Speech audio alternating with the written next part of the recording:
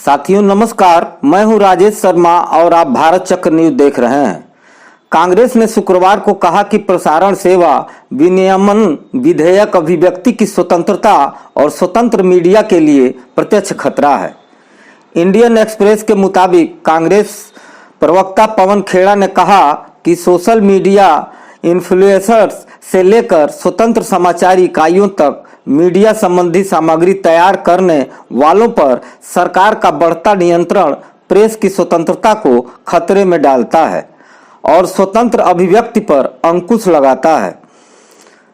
खेड़ा ने कहा, यह विधेयक वीडियो डालने पर, पॉडकास्ट बनाने या समसामयिक मामलों के मामले में लिखने वाले किसी भी व्यक्ति को डिजिटल समाचार प्रसारक मानता है। यह स्वतंत्र रूप से समाचारों का कवरेज करने वाले व्यक्तियों और छोटी टीमों को अनावश्यक रूप से नियमों के दायरे में लाता है। खेड़ा ने एक्स पर लिखा, इससे समय पर समाचार मिलने में देरी होगी और अभिव्यक्ति की स्वतंत्रता पर नकारात्मक प्रभाव पड़ेगा।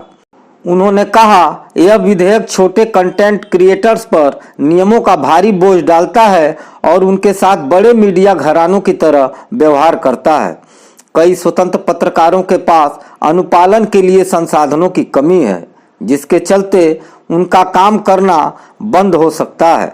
उन्होंने कहा कि अपने प्लेटफॉर्म से पैसे कमाने वाले कंटेंट क्रिएटर्स को पारंपरिक प्रसारकों की तरह ही कड़े नियमों का सामना करना पड़ेगा।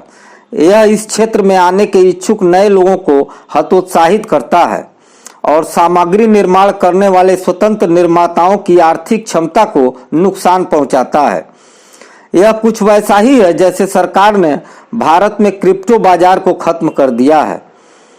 खेड़ा ने यह भी आरोप लगाया कि विधेयक की मसौदा प्रक्रिया में नागरिक, समाचार पत्रकारों और प्रमुख हितधारकों को शामिल नहीं किया गया, जिससे इसकी पारदर्शिता और समावेशिता को लेकर चिंताएं पैदा होती हैं।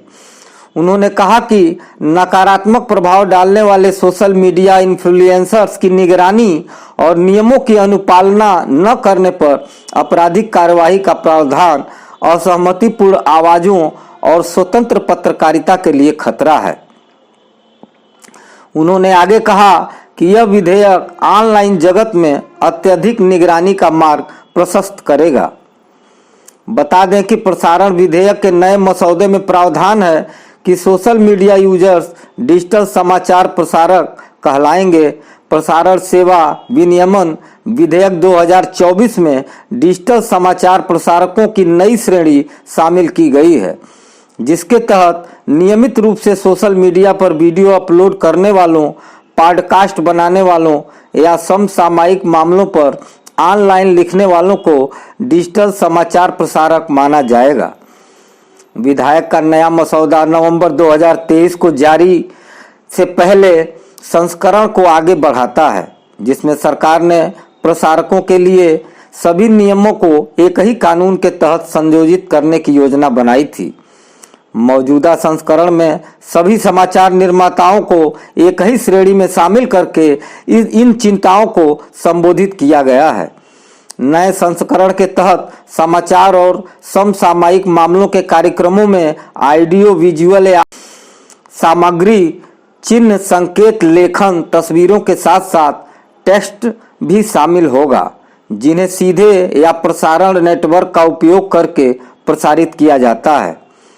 अब टेक्स्ट भी कार्यक्रम और प्रसारण की परिभाषाओं का हिस्सा है।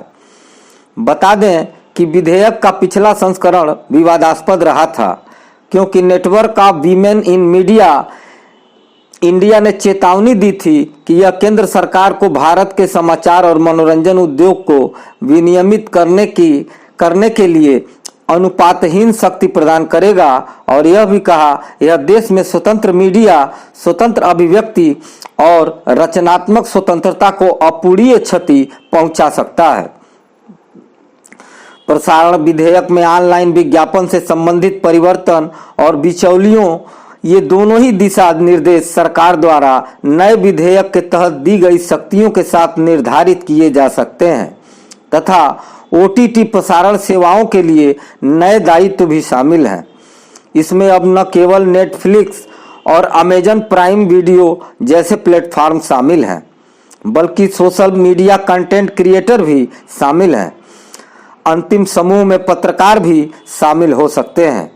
आज की खबरों में बस इतना ही। कल फिर मिलते हैं देश दुनिया की बड़ी खबरों के साथ। आप देखते रहिए भारत चक्र न्यूज। नमस्कार, जय हिंद।